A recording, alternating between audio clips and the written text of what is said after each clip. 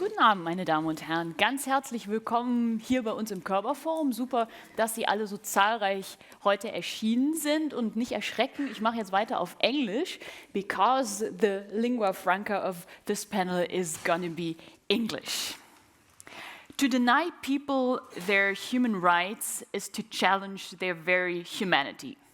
This is obviously not my line. In fact, it's a line by Nelson Mandela.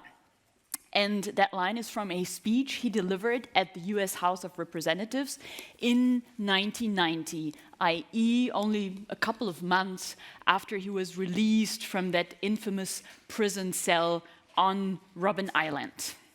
So fast forward to December 2019, we still find ourselves in a world where authoritarianism is on the rise, where the rules-based international order is under heavy pressure, where human rights and fundamental freedoms are trampled in too many places every single day. But there's also a silver lining.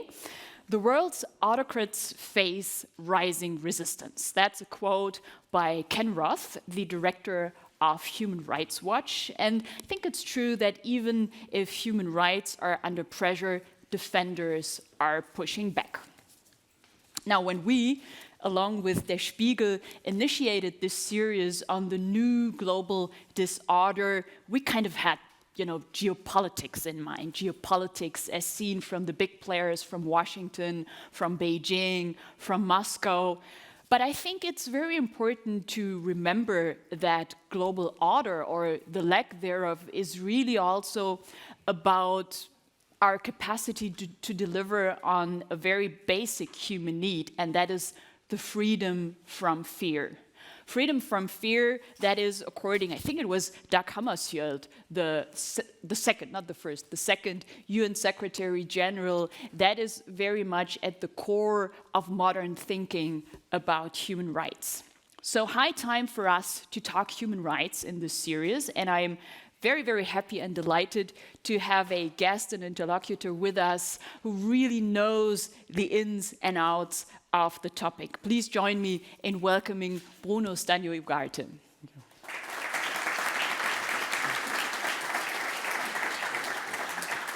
Bruno is, if I may say so, a man of many talents. He served as a very young foreign minister of his country, Costa Rica, from 2006 to 2010. And that was when, no, it's not right to say when he was still on the dark side of power, but on the governmental side of power. Then at some point he decided to change sides, to work for an NGO rather than for a government. He has been the Deputy Executive Director for Advocacy with Human Rights Watch, a major human rights NGO, since 2014. And I'm also very happy and delighted to have Britta Sandberg with us, my cherished co-host for this series. Britta is a Hamburger turned Parisian, now the correspondent of Der Spiegel in the French capital. So, dear guests, ladies and gentlemen, let me say that this whole thing today is not only about talking heads on the stage here. We want you to lean in as well. So please do ask questions, and you can do so by writing questions on those little cards that you have on your seats, and our colleagues will come and collect them twice. First time at 7:30 something, and then again around 8. So, where do we stand when it comes to the protection of human rights? Let's start with a very topical issue, Hong Kong and the situation of the Uyghurs in the Chinese province of Xinjiang. Let's hear from Maximilian Popp, the deputy foreign editor of Der Spiegel, what he has to say about the topic. Film ab.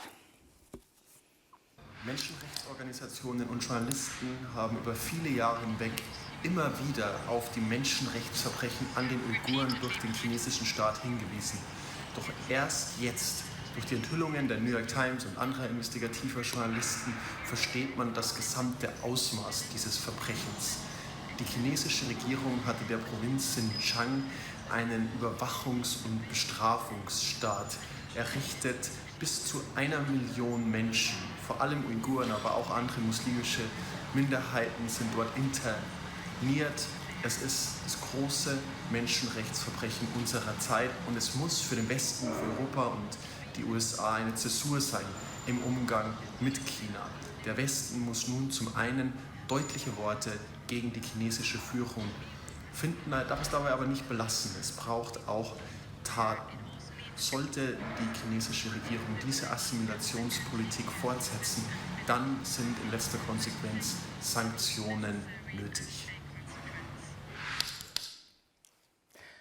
Bruno, this recently leaked documents published by the New York Times, like I think 8 or 10 days ago, they clearly show what is going on in Xinjiang and that the Chinese state, that its president, is clearly ordering all these measures against the Uyghurs. And we have human rights violations ordered by the Communist Party. We knew it for a long time, but now we knew it in detail. Why don't we step in? Look, this is I think it's fascinating that the lid on the narrative that the Chinese government has wanted to portray has finally been cracked open.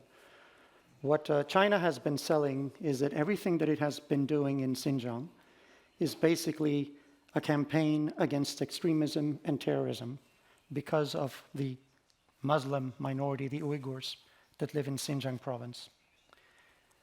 We, alongside many other organizations, have been pointing out to the fact that China is using the so-called war on terror as a way to hide what is basically a campaign to destroy a culture, a language, a religion, and an entire minority that basically makes up for about half of the 25 million inhabitants of Xinjiang province. These leaks are very telling because they show that the decisions have been taken at the very top. And what you need here is to establish command responsibility for the crimes that are happening. What these leaks are also important is that they show that this is a systematic campaign. So it starts to acquire some characteristics of a crime that we still need to determine which one it could be. But what is also happening beyond these camps of detention is that in Xinjiang, this is the place where China is testing what is probably the world's most advanced surveillance mechanism, because what they are doing is turning into a reality. If anyone has read 1984 by George Orwell, Big Brother, in Xinjiang, what they're doing is creating the perfect surveillance state, where everybody is being surveilled 24 hours a day if you happen to be an Uyghur or other Turkic minority. So this goes beyond the detention camps. The detention camps, yes, they have about 1 million, maybe over 1 million people detained. China at first said these places did not exist.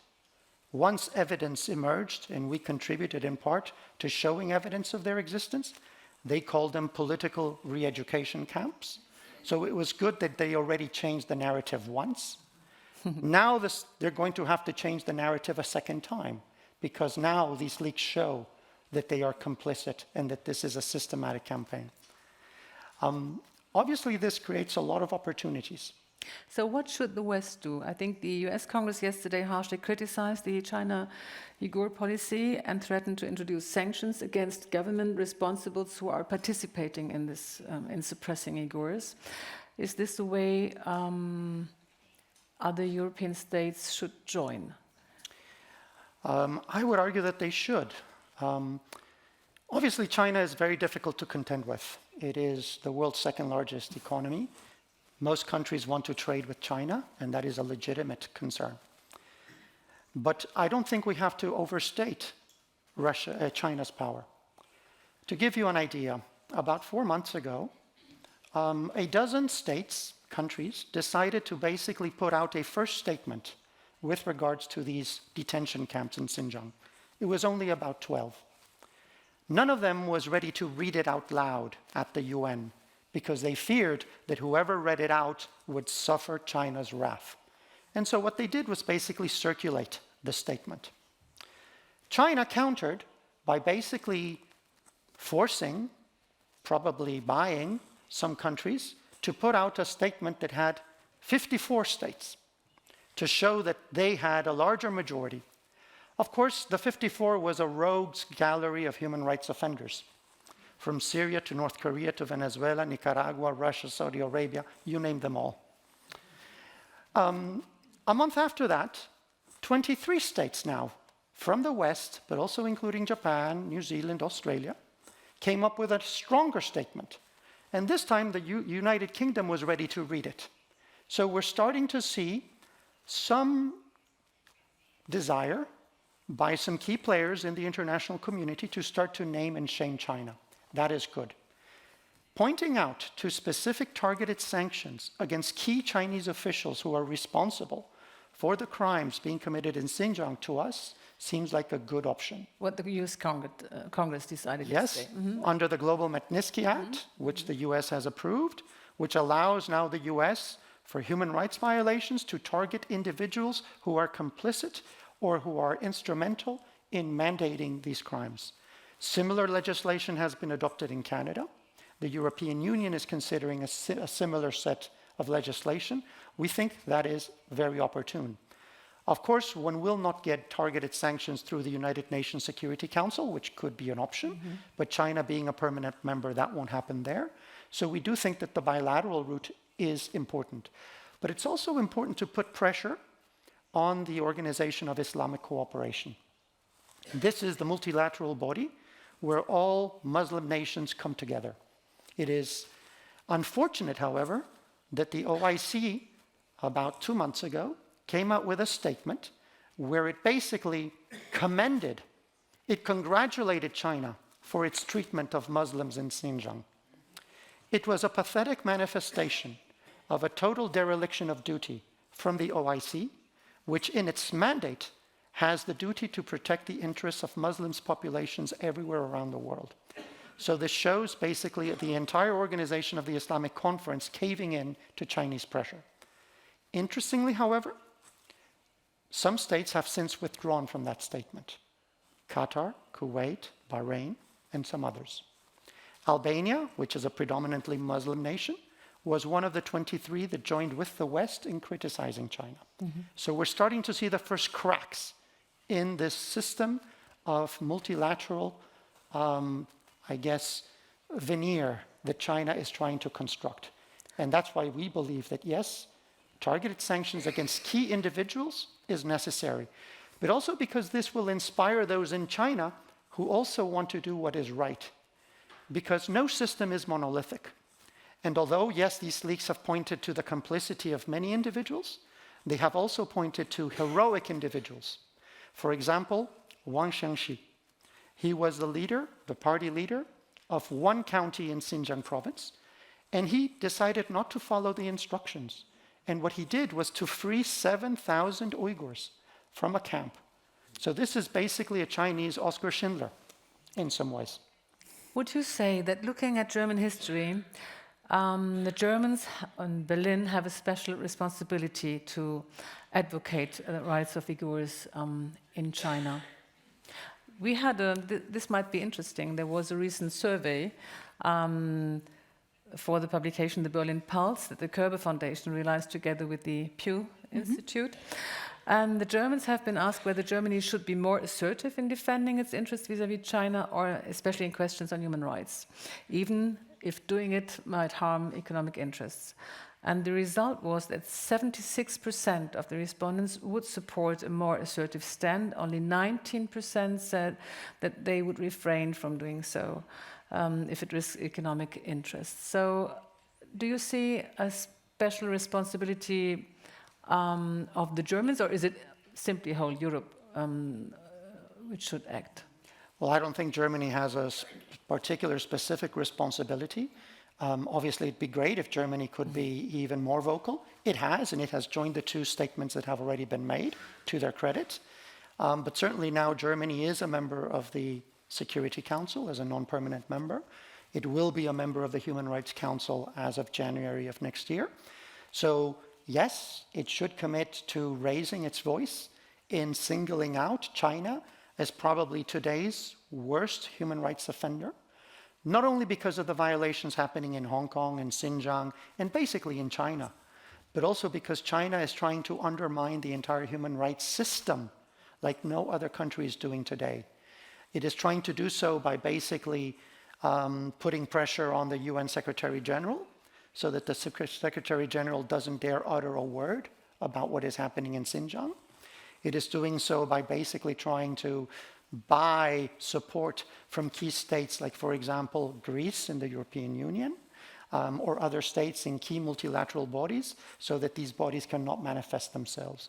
And this is where I think that certainly Germany, because it has such an important role to play in the European Union, can play a very strong role alongside France, the United Kingdom, Spain, and many others to ensure that the EU has a strong voice in talking against China. If the EU does it as a collective unit, then nobody necessarily has to pay the political costs individually. Let us talk about concrete measures. The Beijing correspondent of Der Spiegel wrote in the actual issue of Der Spiegel an essay, and at the end of this essay, he made some proposals what we could possibly do. One of it was to give free access for diplomats to the Xinjiang region, just to have that they can do their own research and have their own impressions what's happening over there. Another was that we should not buy products from companies producing in Xinjiang. The third one was limiting exports to China. How realistic would these kind of measures be, in your opinion? Well, China has already organized diplomatic visits to, let's say, some camps in Xinjiang. But these are basically Potemkin village visits, right? So what you see are the Uyghur detainees singing in English, Christmas carols. So this is not very realistic. They want to create the impression that these people want to be in there. But this is a very intrusive detainment system. When you take into account that you have about 12 million Uyghurs and other Turkic minorities in Xinjiang, and you factor in that there is upwards of 1 million who are detained, that basically means that every family has at least one individual detained. So this basically generates an entire system of oppression and repression on every family. And when you add to this very intrusive surveillance mechanism that they have instituted, that goes into your cell phones, your daily life, they have created this app, police app, that we at Human Rights Watch were able to reverse engineer. They are collecting your DNA. They know what type of birth control you use. They know how many kilometers you log in a vehicle. They know if you're using more electricity than you should on a monthly basis. And if you use more electricity, that basically means that you might be a risk. So just visiting alongside the Foreign Ministry of China a camp, that is not enough. What is required is pressure from outside. This means pressure, criticism, naming and shaming at the UN, at the EU, at the OIC, at every single body where China can feel the pressure. And if they feel the pressure, things could eventually change. And it could lead to other individuals leaking more information. Let's not forget that after all, this leak was done internally. This was somebody from within the system that wanted to show what was happening to the outside world. So you have individuals who are challenging this strategy of oppression and repression by the Communist Party. And the best way to help these people to basically come out with even more information is by stacking more pressure on China. Targeted sanctions on key individuals, we believe, are probably the most hard-hitting way. Mm-hmm. But how realistic is it that the European will give up their reluctance towards all these things? If we look at the whole economy, have you still hope that this might happen soon? I mean, we are always seeing the same rituals of state visits. I would like also to talk with you about the best way of diplomacy. Is it the good way to do this kind of so-called megaphone diplomacy, where you in public criticize things, or is this perhaps having another effect, or is it really the better way to do it behind the scenes, as they always claim? I've been with Macron to the China visit in early November. In public, he didn't speak about Hong Kong, and he didn't speak about the Uyghurs. But he reassured every journalist asking for it that he would speak with Xi Jinping about it his way. So can we trust that this is also done and done in the way it should be done, very harsh and very clear? You know, I think there has to be at times a balance between the public and the private diplomacy. The problem is when everyone basically concedes that they will only do private diplomacy, you never really know what messages have been conveyed. Secondly, those within China have no access to that information. No one will know. So the only way to provide some degree of reassurance to those in China who want to break the system from within is if they can hear visiting heads of state, heads of government, using some degree of megaphone diplomacy. And the more they do so, and the larger the number, the more trouble China will have. China cannot ultimately take bilateral action against a whole host of trade partners. It can, and it has tried in the past, to individualize, trade sanctions against Norway because it allowed a visit by the Dalai Lama.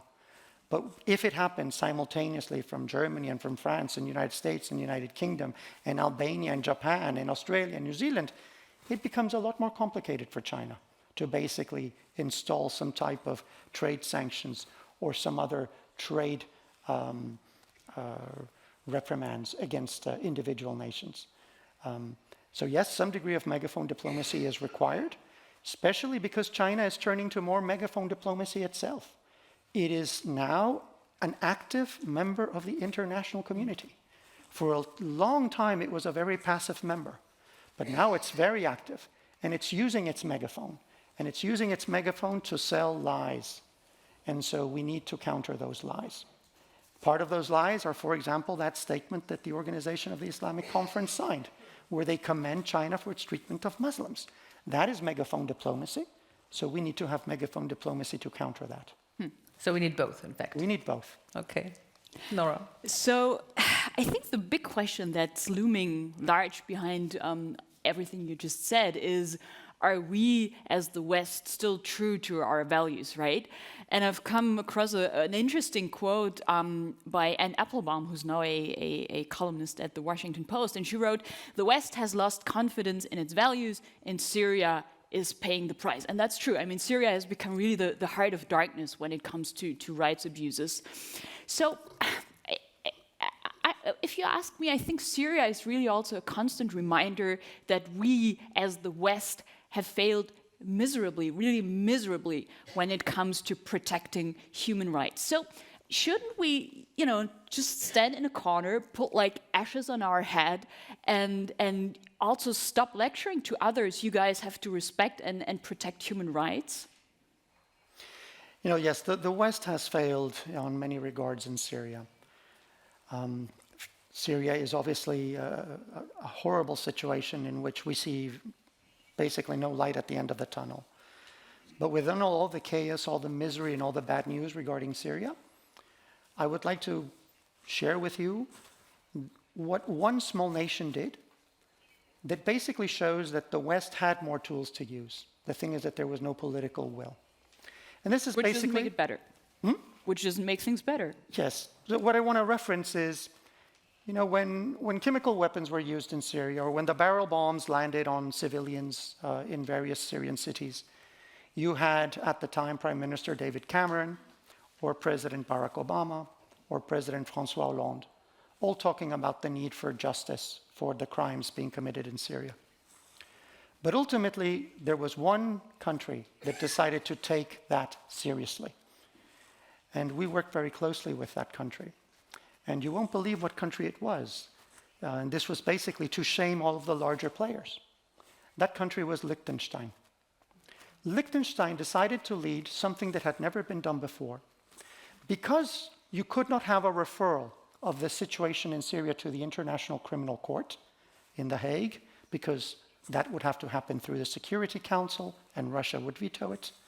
Because Syria itself would not refer itself to the ICC, what Liechtenstein came up with was to create an entirely novel prosecutor or quasi-prosecutorial mechanism that is already creating case-ready files to try those that are most responsible for the crimes being committed in Syria. And it presented this to the United Nations General Assembly. And it pushed it through, and it got 110 votes in favor. So now this is a reality. This mechanism exists, and it is an important reminder to some in Syria that maybe someday justice will come. And it goes to show that if Liechtenstein could do this, what could the international community could have accomplished if there would have been more political will by some of the larger players in the West. But the alternative reading of this would be, I mean, if we rely on Liechtenstein to defend our reputation in terms of protection of human rights, then we're really in dire straits as the West, no? Well, we are. Yes, there has been a dereliction of duty. There has been a walking away, absolutely. And we have seen it in part because the United Kingdom is distracted by Brexit, but also even regardless Brexit, many of the past UK governments have not been very strong on human rights, let's be honest. The United States under President Trump is obviously not strong on human rights. But even under President Obama, there were some major gaps in terms of defending human rights in some areas where it hit United States interests. France, very good speeches by President Macron. But France is still the only country, major country in Europe that sells weapons to Saudi Arabia that might be used in Yemen and potentially complicit thereby in crimes against civilians, war crimes against civilians. So there are these double standards that unfortunately play against the West's commitment, and we have lost some of the confidence that existed after the fall of the Berlin Wall, the emergence of the New World Order. Obviously, we're being challenged by Russia, China, and many others, and this is where the West has to defend its principles and its values. And yes, at times defending those principles and values comes at a cost. And that is where one has to accept that. What do you want? Do you want to trade, or do you want to actually defend the principles and values that have made your society quite unique, and something that pretty much everyone looks up to? And that is why we see people in the streets in Hong Kong. That is why we see people in the streets in Beirut, and in Basra, and in Tehran, and in Caracas, and in Santiago, and in Bogota, and everywhere. All of these people, what are they basically craving for? For human rights, for fundamental freedoms that you have here in Europe. That is what they want. And I'm glad you're mentioning the pushback against the pushback, if you will. You know, when I look at all those movements in Hong Kong, in Lebanon, Iran, Iraq, the list goes on, it always feels a bit tragic in a way, because you have the Davids against the Goliaths, right? You have civilians, some unarmed, others, you know, with all sorts of smaller weapons, but still, I mean, there is a big discrepancy between those people and more or less repressive state apparatuses. So I wonder, from your point of view, do you think that, you know, these movements will really make a difference? Do you think they can effect a change, or is what we're going to see a crackdown and then we're back to square one? I don't think anything is predestined. Every case will be different. But, for example, have the protests in Hong Kong yielded any concrete results? I would say yes. Just look at the last recent local elections. What happened? The Chinese Communist Party was basically sure that they would get a majority once again in terms of controlling Hong Kong. They were surprised. There was a massive outpouring of voters. And what did they do? They basically voted in lots of city councillors who basically are towing against Beijing. If you look at what is happening in Lebanon, they brought down a government, which is now obviously a caretaker government. We'll have to see what new government might emerge, but that new government is going to be under a lot of pressure to basically tackle some of the serious corruption, some of the serious maladministration that you've seen in Lebanon for decades. If you look at what is happening in Chile, a new constitution will be drafted. all of this leads to quite concrete change, regardless of the degree of oppression, repression that has been used. And I can even point to some cycles of protest that have already led to a change in government and to a better. For example, 2 or 3 years ago, you had similar protests in Banjul in Gambia, in Kuala Lumpur in Malaysia, in Luanda in Angola. All of these led to changes in government, to much improved governance in all 3 countries. The fall of Dos Santos as the dictator of Angola, the fall of a very corrupt prime minister in Malaysia, the fall of a long-standing dictator in Gambia. So yes, sometimes they end with a much improved situation. Sometimes they don't also. Sometimes they don't. Looking at Egypt, for example, looking at much of what has come out of the so-called Arab Spring, the picture is less than optimistic. Absolutely. I was in Tunisia recently. They just had the 2nd presidential elections. That is one case of the Arab Spring that has been a remarkable success. Egypt is, however, I think the country that tests the commitment of values and principles of the European Union and the West more than any other. Because what Sisi has done is basically use the same playbook that China is using, the war on terror, to basically justify his corruption and his maladministration in Egypt. And here, unfortunately, what you have is basically everyone in the West buying into that narrative. So yes, Egypt is a case of the Arab Spring gone wrong, but look at Sudan. We had one of Africa's most long-lasting and most brutal dictators, Bashir, who was indicted by the International Criminal Court for genocide, war crimes, and crimes against humanity, who was stricken out of power. And you've seen a new government emerge in Sudan. Maybe it's a bit early to say everything now is under control, but it has been a very positive evolution. We're starting to see an Arab Spring 2.0, a second Arab Spring. And this might lead to some positive changes in Lebanon, much as it has already in Sudan. Think of Algeria. Bouteflika is no longer there. So maybe something positive will happen in Algeria, what we have yet to see. Part of it has also led to chaos and instability in the region, which, in consequence is also not good for Europe and for the West. So some people say, Sisi may not be the most likable person, but at least, he keeps the country stable, he keeps the migrants at bay, so...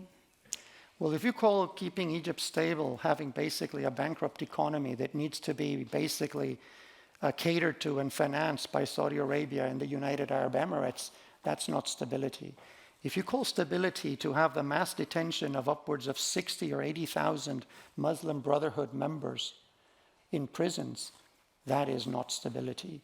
If you call stability basically producing mega construction sites that basically are not catering to the needs of the Egyptian people, but basically creating the figment of a strong state, that is not stability. What the West has to learn is that Mubarak, much like Saleh in Yemen, much like Gaddafi in Libya, or Bashar in Syria, yes, they were all the strongmen that maintained a figment of stability. But at the moment that you started to scratch on the surface, what was behind these very weak states was a population that basically wanted fundamental freedoms. And Sisi is standing between the Egyptian people and those fundamental freedoms. So when that system cracks, it's going to be a lot worse. And I think it's much better that it cracks sooner rather than later. So what's the sort of the one case of Arab Spring gone positive? Tunisia. Is it really Tunisia? Tunisia, absolutely. And I would say Sudan has improved remarkably. Algeria looks promising. We'll have to see Lebanon, but Lebanon, it seems there's some hopes for some important change. But then you also have to see things that other states have done to try to avoid an Arab Spring situation of people coming to the streets.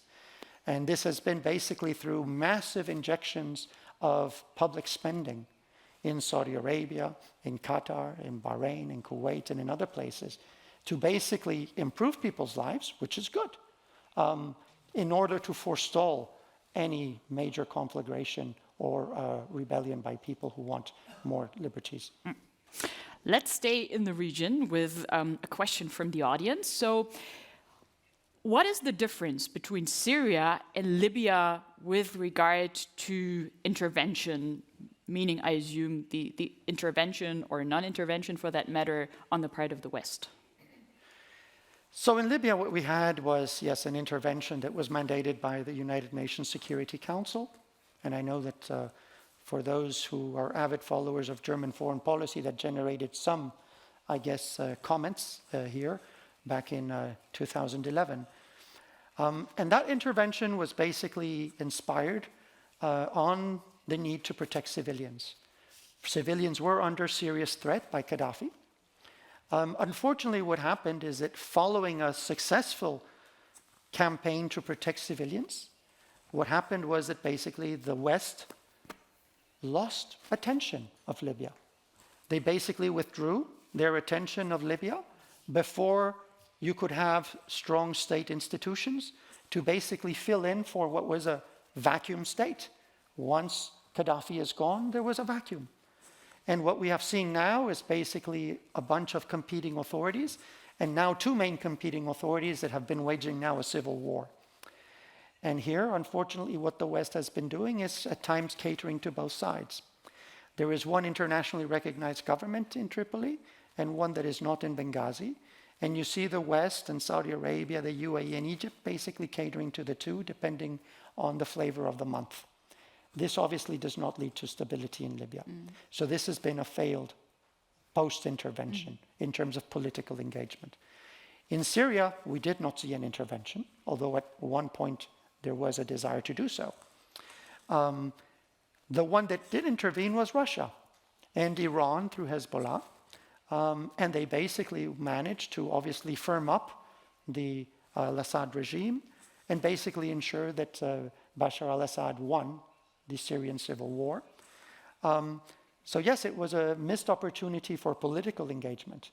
And everything that had been done in both the Geneva and the Vienna peace processes was basically thrown to the winds the moment the Russians intervened, and that the West was not forceful enough in somehow putting some red lines with regards to that intervention. So yes, once again, this is a loss of attention, a loss of full dedication of the political will and clout that some in the West have, especially in the United Nations Security Council, I must say. And we'll come to the question of, how we can overcome the blockade of the UNSC. But here's an interesting question which refers to the potential of outside pressure on rights violators. Does outside pressure work? ? It's a very generic and very broad question, but I think it's interesting because it also relates to the question how much influence we as the West can possibly wedge. Well, obviously, I work for a human rights organization, so I'm a bit biased here. I'm going to say yes, outside pressure works. But I would say for two reasons, because first of all, your local partners want that outside pressure. I can't tell you how many times when we work on 90 countries around the world, the local partners thank us for working on those countries, for using the megaphone, because they say without your megaphone and those of your partners, we would feel so lonely. You somehow allow us to have more leverage. But also because if there is no outside pressure, you're basically condemning those that are working internally to have very limited options to deal with what at times are quite repressive and oppressive regimes that will basically not doubt twice to imprison them, torture them, disappear them. And so, yes, that outside pressure is absolutely necessary. That is ultimately what helped bring down most of the totalitarian states that were not too far away from, the Berlin Wall. There was outside pressure. It was constant, unrelenting. Some called it containment. Some called it other things. But yes, the policy was to maintain constant pressure on the Soviet Union, constant pressure on the Eastern Bloc. And that is what we must do on these regimes that are basically undermining not only human rights internally, but also undermining the entire human rights system as we know it. Maybe, Britta, one more before I turn it over to you. So the question is, we hear a lot about the human rights violations in China and Syria, but what about the gross violations in smaller, less powerful countries like Yemen and South Sudan? How should the West decide which country should receive the human rights spotlight, ? Interesting question. So we believe many states should get the spotlight. You know, it's unfortunate that at times, you know, the glaring lights focus on only a few. That's why, for example, I mentioned we work on 90 countries. Regarding Yemen, absolutely, more attention needs to be put to Yemen. The problem here is that the West is put in a very difficult spot because really the bad actors in Yemen are the Houthis, who are supported by Iran, but also the coalition that is fighting the Houthis. That is led by Saudi Arabia, that had been joined by the United Arab Emirates until recently. And this puts the West at odds because, after all, the West tries to have very privileged relationships with Saudi Arabia and the United Arab Emirates. And so they're very careful in condemning any violation committed by the coalition led by Saudi Arabia. And this is where we believe those double standards of saying that what Russia is doing in Syria is wrong, but what Saudi Arabia is doing in Yemen is not wrong, and to use only a humanitarian mindset and to say that Saudi Arabia is contributing to the development of Yemen and to the stability of Yemen, one really has to look past that veneer, because most of the civilians who have been killed in Yemen is because of the Saudi-led coalition. They have hit mosques and weddings and funerals and markets, and the West doesn't want to point fingers. The one country in the West that has been stellar in putting pressure on Saudi Arabia has been the Netherlands. And probably the country that has been the weakest in the West in terms of putting the pressure today has been France. So there is a wide degree of divergence here. And this is where we need a more common approach by the West in tackling Saudi Arabia and its very serious intervention in Yemen. I have to come in here, sorry, Britta, and I'll leave the floor to you in a moment. But I mean, isn't that very simplistic to say? I mean, the West has so many interests, and obviously it has to balance its interests with values. So, I mean, remembering your time as a foreign minister, would you have said the very same thing you just said? I mean, there is this dilemma of always having to balance your very vested interests vis-a-vis Saudi Arabia or many other countries with your value system. So it's not as easy as that. But the reality is that what do states have to lose with Saudi Arabia? Saudi Arabia, after all, is in need of foreign investment. That is what they want. They have come up with this agenda, the 2030 agenda. They want foreign investment. They want people to buy into the so-called IPO of Saudi Aramco. This is not a state that can basically continue to burn through its reserves of oil and financial reserves, pretending that it can basically cater to the development of its people. It will eventually run out of money, and they know it. So this is where the West can be very careful and strategic, and maybe, yes, you can have differentiated approaches. This is why I say, why can't the West, for example, as much as Liechtenstein somehow took care of Syria, at least on a tangential basis, the Netherlands is putting pressure on Saudi Arabia with regards to Yemen. But this is where you need some of the other players, and here I'm thinking the US, the UK, and France, because they are permanent members of the Security Council, to also be a lot more strategic in the way they partner or at least help out from the sidelines. The Netherlands, the Liechtensteins, the Icelands. Why do I mention Iceland? Iceland is the country that has put the onus on President Duterte in his war on drugs, for example. Duterte has killed upwards of 27,000 people, allegedly because they are drug criminals. It's Iceland that has brought pressure to bear on. So this is where these major players that I understand have many interests to cater to, they can play a bit of a role from the back scenes. The problem is when you see them not playing in the back scene, but actually playing against what Liechtenstein or the Netherlands or Ireland wants to do. They're actively contributing to blocking any action. And this is where it really gets troublesome, because this goes beyond the call of duty of protecting any trade link. Full stop. We would like to discuss also with you about migration, how to deal with migrants. But first of all, we would like to see a little film with some scenes of migration in November this year. Über 200 Menschen werden im November vor der libyschen Küste von überladenen Schlauchbooten gerettet. Die Rettungsschiffe dürfen diesmal den Hafen der italienischen Stadt Messina anlaufen.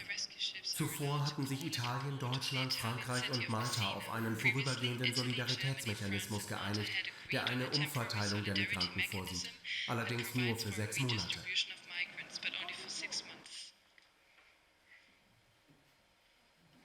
Okay, please try it again.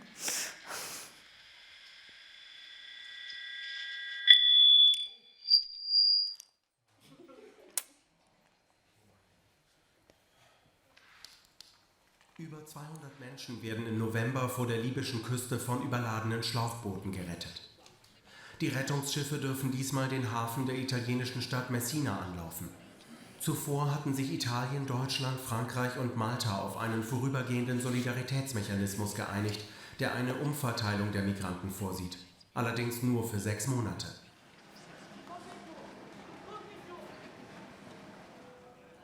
Chaotische, menschenunwürdige Zustände herrschen in einem Flüchtlingslager im Nordwesten Bosnien-Herzegowinas. Mehr als 30.000 Flüchtlinge aus Pakistan, Afghanistan und Bangladesch sind seit Beginn des Jahres über die Balkanroute ins Land gekommen. Die Behörden sind unfähig, sie ordnungsgemäß unterzubringen.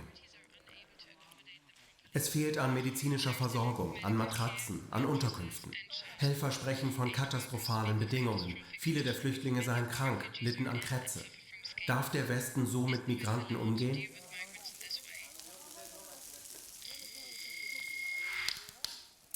Bruno, at least from a moral standpoint, is such a treatment of migrants, whether their request of asylum is justified or not undermining Europe's credibility when it comes to human rights?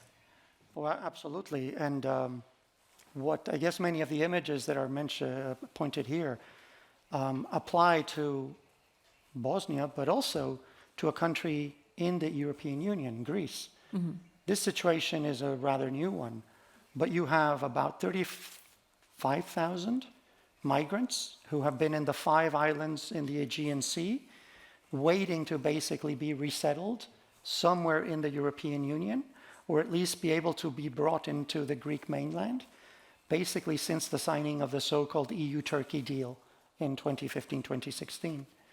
And they are in as desperate a situation. So yes, Europe has lost all credibility with regards to its preparedness in addressing this issue. There's still no clarity as to whether the Dublin regulations apply or not. Mm-hmm. This obviously is the regulation that basically obliges the frontline countries, Spain, Italy, Malta, and Greece, to take on the migrants. There is still no clarity as to how resettlement will be done. Europe has been actively contributing to building up the Libyan Coast Guard, financing and providing boats for the Coast Guard in Libya. Libya doesn't even have a state. It is a failed state. How do you want an internationally recognized government that basically doesn't even control much territory in Libya to be a credible Coast Guard operating in the Mediterranean? And so it's no surprise that with the complicity of the EU, what this Libyan Coast Guard does is bring people back to detention centers in Libya where conditions are even worse, because there you presumably also have the use of torture, and you have sexual violence and rape against women and children. So yes, Europe has lost most of its credibility.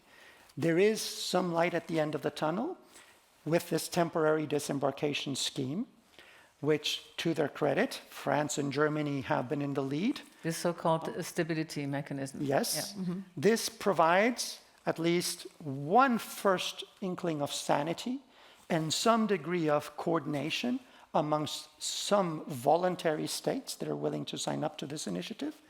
The fact that now there is a new government in Italy that is, let's say, more willing to abide by its international obligations.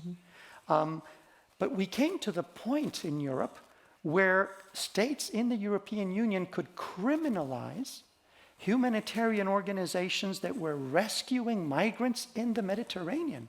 Just imagine that, criminalizing humanitarian organizations for rescuing people at sea. The Mediterranean Sea is the most deadly body of water today for migrants anywhere in the world.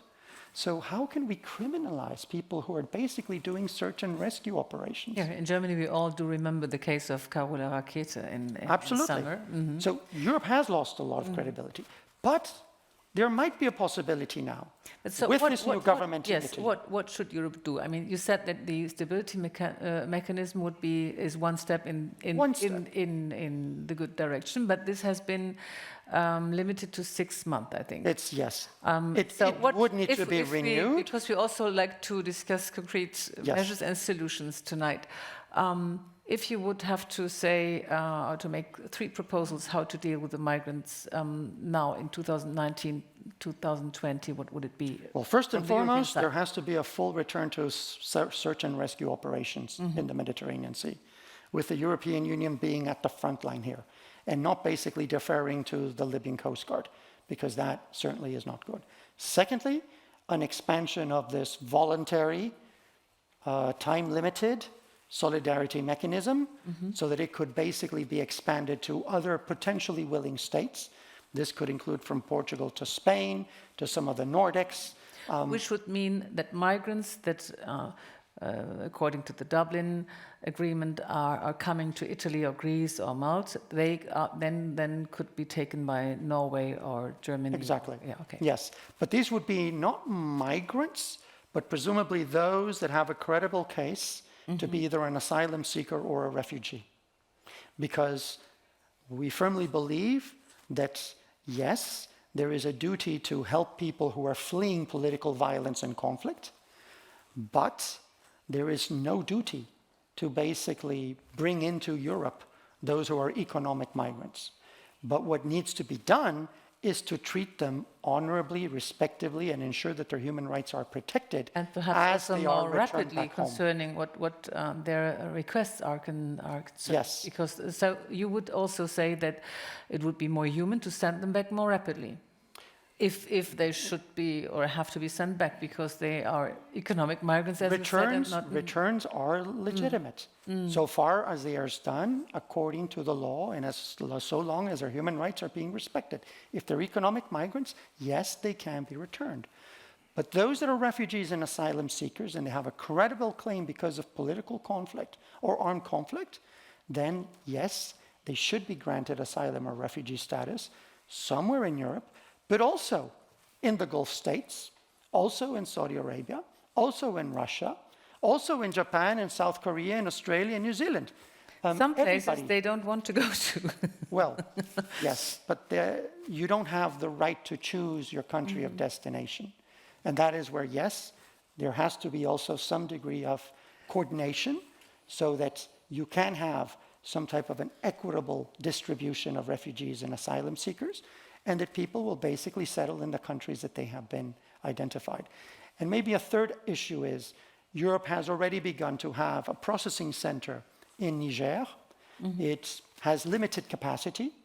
That capacity needs to be increased, much like the capacity needs to be increased of the processing facility in the Greek islands, so that people are not put into these camps basically for 4, 5, or even more years, basically depriving them of every single opportunity to have a decent life, because that is obviously no way of treating them and respecting their human rights. Have you been visiting these kind of camps? I've been to Moira camp in Greece, yes. I've been to the Greek mainland also. I've been to the Balkans. I've been to Italy. Yes, I've been to Cox's Bazar, where you have the Rohingya fleeing Myanmar.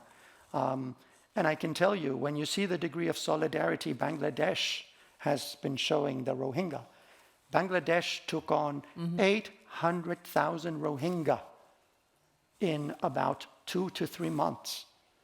This is one of the world's poorest country, a country that already has 160 million people, that floods, half of the country floods over the monsoon. They have shown remarkable solidarity within their very limited means to the Rohingya. So yes, solidarity in Europe can go a long way further, much like it has gone in Lebanon, which has upwards of 1.5 million refugees, in Jordan, and let's not talk about Turkey, which has 2.5 million Syrian refugees. So one has to commend Turkey's solidarity also, notwithstanding many other things that Turkey is doing wrong. But that is one thing where it deserves some credit. There was this deal with Turkey in 2018 when we were promising 6 billion in financial aid to Turkey, and they were accepting to receive refugees. So when this deal was done, what was your first thought? Has Europe surrendered itself to Turkish President Erdogan through the EU-Turkey migration agreement, or was it the thing to do just because it was really at a crucial point of the crisis? Well, I think if you just look into the way that EU-Turkey deal was named, you already have part of the answer. It is not an EU deal. The European Union will say it was not with us. It has no legal binding nature on the European Union. It was done individually by the EU member states. So it was a totally novel legal figure, which in many ways shows how uncomfortable Europe felt with this deal. It gave Erdogan an incredible card for leverage on Europe, because now he basically decides when he wants to open or close, the pipes of whether refugees and asylum seekers and migrants will somehow cross into the Aegean Sea into Europe. Fortunately there, I must say, and because we're in Germany, one has to give a lot of credit to Germany. Because if there has been one leader who, notwithstanding the EU-Turkey deal, has been very outspoken with Erdogan with regards to the very serious human rights situation in Turkey, it has been Chancellor Merkel. So this is one case where you had what I would say was a very good mix of public and private diplomacy, of very principled preparation before, to the point that Chancellor Merkel even turned to us and our Turkey researcher. She met with our Turkey researcher before she met with Erdogan to understand the ins and outs of what was the internal dynamics of human rights violations in Turkey. So kudos to Germany and to Chancellor Merkel here, because I think that she is the one who has basically guaranteed that the total surrender of Europe to Turkey has not happened, because of the way she has been able to somehow navigate this difficult relationship with Erdogan. And you would say between European leaders, she's the only one who is doing this? Or are you having also requests from President Macron or others who would like to contact your guys on the ground? Many do, but not on Turkey. On Turkey specifically, it has been Chancellor Merkel first and foremost, who has been extremely disciplined in wanting to know everything that is happening in Turkey with regards to the Kurds, with regards to the situation in terms of the constitutional amendments, the creation of the neo-Ottoman presidency by Erdogan. But yes, it happens regularly that when heads of state and government travel somewhere, they turn to us like other partners, and they want to have a full briefing as to what the research from the field shows. And we're very happy to obviously provide that information. Let us shortly have a look to other parts of Europe. 2 EU member states, Hungary and Poland, are currently under Article 7 procedures for acting against EU rule of law regulations, and therefore some of the Union's founding principles. How should we deal with these countries? Should we be severe, or should we be more generous and say European unity goes first? Well, I think the answer lies in the fact that if you turn to Article 7, Article 7 allows the European Union to basically take measures against a bad apple in the EU. The problem is that it was thought of if there was only one bad apple. The moment you have two or more, Article 7 basically becomes a dead letter. Why? Because if you have two bad apples, if you decide to take Article 7 measures against one bad apple, the other bad apple will probably come to that other apple's rescue.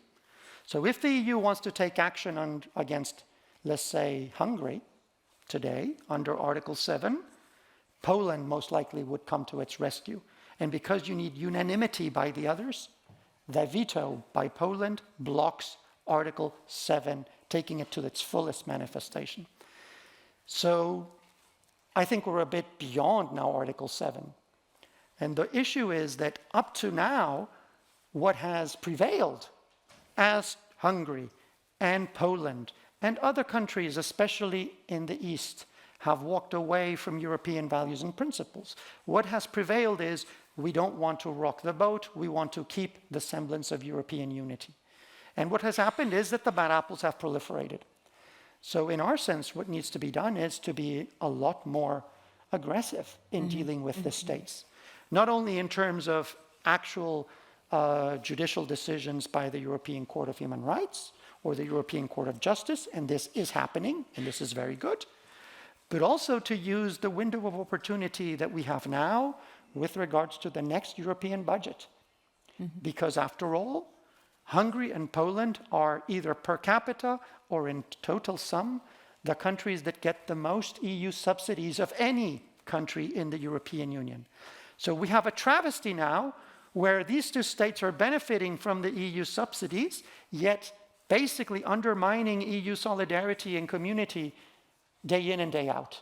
And so we believe that it is now about time that some of the financial leverage is used on these states. Which will be much more efficient. Much more efficient.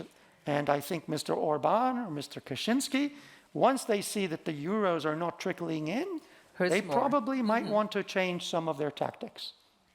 I think it's time for the second round of questions, if we have some. Here they're coming. Thank you. Let me pass them on to you, Britta. Okay, get my glasses. So, okay, can you comment on the recent case against Italy before the ECHR regarding the conduct of the Libyan Coast Guard? Well, yes. Well, Italy is basically the country that, let's say, manufactured this very close complicity of the EU with the Libyan Coast Guard. It was, at the time, Interior Minister Minniti who did this. So we believe that Italy has to answer for what basically was very ill-advised policy. Also in terms of being very transparent in the way it dealt with a number of militias and other groups operating in Libya. So we believe that the more judicial and legal scrutiny there is on Italy, the better. And this will hopefully force other European states to basically rethink their relationship with the Libyan Coast Guard. But as I mentioned before, with the case of Hungary or Poland, we believe using these legal venues within the EU is a perfectly valid mechanism. The only problem is that at times they tend to be rather slow. So one has to be quick in activating them, knowing that probably the decisions and sentences might take some time. We have another question concerning your organization. How does Human Rights Watch see the expulsion of its representative from Israel, which took place last week? Well, yeah, we deplore this. Yes, our researcher for Israel and Palestine was deported from Israel. He was forced to leave under the allegation that he was supporting the boycott and disinvestment and sanctions movement, the BDS movement. This is not the case. We at Human Rights Watch do not take a position on BDS. We do not support boycotts, in fact. So we believe that this basically spells a very worrying sign that Israel, which is unquestionably the most developed and advanced democracy in the Middle East, is showing signs of intolerance that are unbecoming of a democracy. And what is worrisome here is that what is at test here is who Human Rights Watch can basically post to be our researcher in Israel and Palestine. And the moment organizations like ours, or a newspaper like yours, or any foundation basically has to ask for the government to sign off on a particular individual, you start losing your independence and your credibility. We don't do this in Sudan. Why should we do it in Israel? And I must say that now Israel has basically joined the ranks of very few nations that have expelled and deported our researchers. Sisi in Egypt, Uzbekistan, so this is in Venezuela. So it's not a very good company to be with. That seems to be. And obviously the travesty here is that this same researcher also did research on Palestine. And I just want to make sure that you understand that when we do research on Palestine, this is not because we are pro-Palestinian and anti-Israeli. We also do research in terms of violations committed by Hamas and by the Palestinian Authority. And to give you one example, earlier this year, we did a very damning report on the use of torture in detention by Hamas in Gaza and by the Palestinian Authority in the West Bank. So we try to be extremely balanced in our critique. I have some other questions, and I would like to ask them, but perhaps to be able to ask them, we would need shorter answers. What role, for the EU in stabilizing weak states like Afghanistan and Libya? Well, that for a short answer is going to be difficult, but I'll keep it short. So certainly Europe is doing a lot in terms of development assistance, and that is certainly needed. But you also need a lot more political engagement. In these two nations, because of the instability, these are situations that have been in the Security Council. These are basically failures of the Security Council to a large degree. And this is where I think you need a much stronger involvement by the EU, because the UK and France is just simply not enough. Another question is concerning, once again, migration. How do you assess Trump's migration policy, particularly regarding the agreements with Honduras and Nicaragua? Well, he's walking away from the principle of solidarity, and he's basically condemning individuals who are fleeing very heinous levels of criminal violence. You know, if you live in San Pedro Sula in Honduras, the homicide rate there is higher than in Afghanistan. So this is just to give you a perspective. So these are not people that are basically just fleeing Honduras just to make a better life in the US. These are people who are fleeing horrible levels of gang violence. And what President Trump has done is basically force weak states like Honduras to basically sign on to a forced repatriation of their nationals, and basically closing the doors for them to have any possibility of seeking asylum or refugee status in the US. And this is not the way forward. Thank you. Nora. Yeah, we have 15 minutes to go, and I wanted to use the remainder of our time to talk a little bit about the institutions that are relevant for the protection of human rights. Now, institutions, that always sounds very boring, but I promise to you we'll make it as interesting as possible. So I think the first institution that we have to talk about is the UN Security Council. And I think it's fantastic to have it. It would be even better if it were like deadlocked half of the time.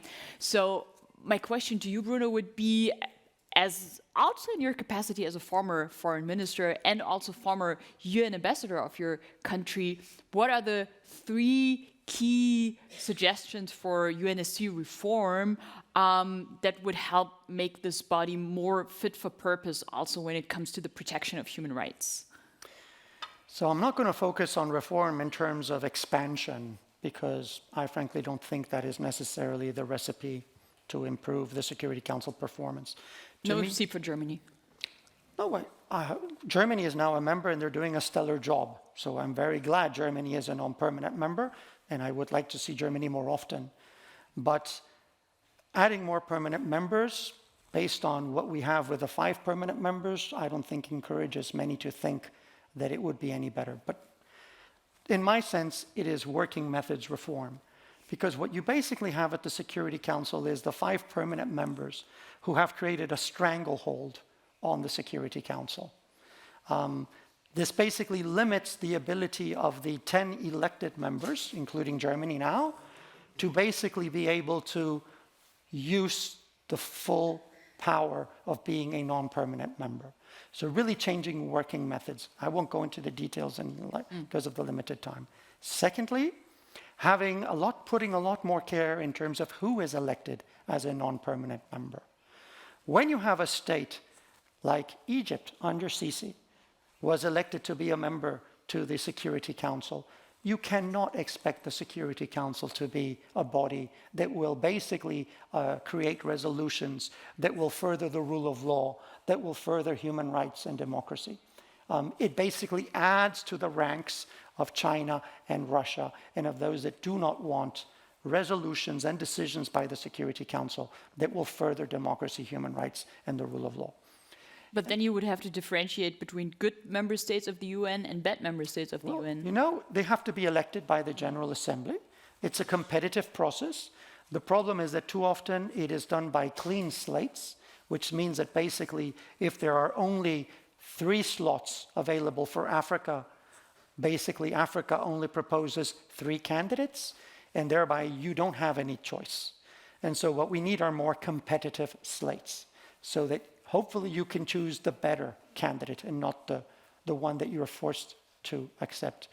And thirdly, to me, is to have a Secretary General who actually lives up to his obligations under the United Nations Charter, somebody who is more like a Dag Hammarskjöld, who actually, fought, including with his life, for what the UN stood, and not somebody who basically defers to power. And unfortunately, what we have now is a UN Secretary General who is extremely cautious, who doesn't use the megaphone diplomacy at all, who very rarely even uses private diplomacy whenever it touches on any of the interests of the permanent 5 at the Security Council. And we need a Secretary General who, like Dag Hammarskjöld, like Kofi Annan at certain points, is ready to challenge the permanent 5 in the Security Council when they're failing in their duties. That's the ouch part of your answer, I guess. But do you see anyone around? I mean, who would be your favorite personality for who would be up for the job? Oh, well, I think it's too early yet to think, because we don't know whether Mr. Guterres will look for a second term. But certainly there are many good candidates around, but we don't get involved in terms of... Come on, give us one name. No. No, many names would fit. The problem is that whoever campaigns then has to live up to their campaign promises. Sometimes people seem like a good candidate when they campaign, and then they become a profound disappointment once they're in the office. That's the diplomat who's still inside of you. You mentioned Germany, and you said it's done a stellar job so far as a non-permanent member of the UNSC. It's been in that position, just to remind us all, since the beginning of this year, and is going to be there till the end of next year.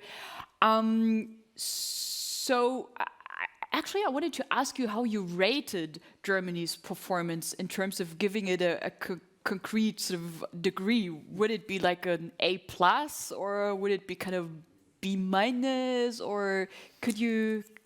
I guess it's all relative, but I would think that of the current makeup of the Security Council, Germany is probably the one that gets the highest marks. Mm-hmm. And I would say for different reasons. One, because of access. For us, access is important. Mm-hmm. Many times we want to share information or we want to make recommendations. And I must say with Germany, we have incredible access.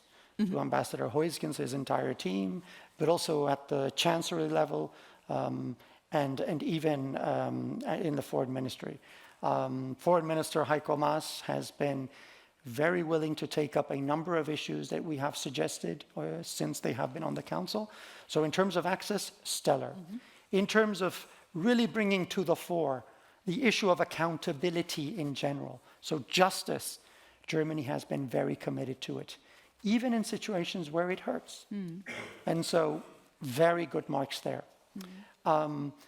Where I think it also has been playing a very good role is in somehow counterbalancing some of the, I would say, more opaque elements of both France and the United Kingdom in the way they operate as EU members because they're permanent members. And Germany there has been trying to counterbalance that too. Opening the curtains in the UNSC room. So overall, very good marks. And I think that if one compares this tenure with the previous tenure, I was in New York at the time when Germany was in the Council, I would sense that this time around Germany is a lot more comfortable playing more of a global role, whereas last time it seemed to be too much enshrined in a European mindset. That this time, notwithstanding the very existential problems Europe is facing, Germany is actually delivering on the global front on many sides. So this is to be commended. And that's why we're also very excited to see Germany joining the Human Rights Council as of January next year. And we have extremely high expectations of Germany there. Don't make it sound if this was orchestrated, because my next question is about the Human Rights Council. Okay. But I wanted to, one follow-on on the issue of Germany and the UNSC. You said they did great on access, they did great on putting issues on the table, but how did they do an actual impact when it comes to, pushing human rights issues forward? Because that's the gold standard, right? When you make an assessment. That is, but the reality is that we have to recognize that the Security Council probably has been failing on a number of fronts for a number of years now. And it's not Germany alone that can reverse that tide. You really need a change in attitude from the permanent members themselves. And what you have seen over time is that I would argue they themselves have undermined the Security Council by, for example, allowing Russia to veto a resolution on Ukraine. I won't go into the details, but Russia, under the United Nations Charter, could not have vetoed that resolution because Article 27 of the Charter doesn't allow it. Nobody challenged Russia, and Russia vetoed it. So this allowed an extension of the veto. The fact that nobody challenges them undermines the Security Council. So there's a lot of responsibility and complicity here. Germany alone can't change that tide, but it's good to have Germany, it's good to have Belgium, it's good to have Peru and other states that are members. And what we need are the elected members themselves to play a much larger role and to recognize that if they work together, if the 10 work together, they can actually change the dynamics in the Security Council. Which is not going to happen, as we all know. It has happened sometimes in the past. And that's where we need to look at the past in order to learn lessons for the future. That yes, at times, the elected members can make a difference. On the Human Rights Council, which you already mentioned, Bruno, that's another interesting body of the UN, which is related to human rights, obviously. And starting from January 2020, Germany is going to be on that council for 3 years. And other countries taking office along with Germany are Libya, Sudan, and Venezuela. Not exactly known for their brilliant human rights records. So, sorry for the blunt question, but what's the point of being a member on such a council? Well, if we didn't have countries like Germany, we would have more Libyas, Sudans, and Venezuelas. Now, that's what is happening at the Human Rights Council now is you basically are having a contest of wills between those that want to strengthen the human rights system and those that want to weaken it. And so who gets elected is extremely important today. And one might think, oh, but this is just another UN body. It is the human rights body. It's not the Security Council. It is weak. It's unimportant. I want to disabuse you. For every failure the Security Council has had over the past years, in many ways it's the Human Rights Council that has filled in, within its more limited mandate, to fill in and provide a positive development. It has created commissions of inquiry. So these are experts that basically look into the crimes that are happening in Yemen, something the Security Council did not want to do. It has done so in Venezuela. It has done so in Philippines. It has done so in Myanmar. It has done so, we hope, in the future in Libya. It has done so for Syria. and we hope that in the near future it will do so for China and Xinjiang. So this is where, of the 47 members, it's very important to have a voting majority to get these decisions taken. And so we count on Germany to be amongst those that would provide the voting majority to get, for example, a fact-finding mission, a commission of inquiry into the situation in Xinjiang in China, for example. That is a priority for us this year and next year. If we get that through the Human Rights Council, where China does not have a veto, that could be a bit of a game changer. Another problem with that council is that the big kid on the block, the US, has decided to leave last year.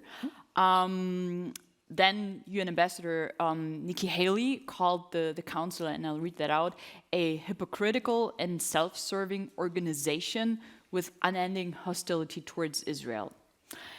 Now, I mean, I think it's very easy to dismiss that and say, oh, you know, this is again the Americans throwing multilateralism under the bus and not sort of fulfilling their responsibility as a global player. But there are independent human rights groups that say the criticism of the work of the Human Rights Council and its recommendations with regard to Israel is justified. So there is a degree of I wouldn't say an anti-Israel bias, but a sense of bias there in that council. Do you agree?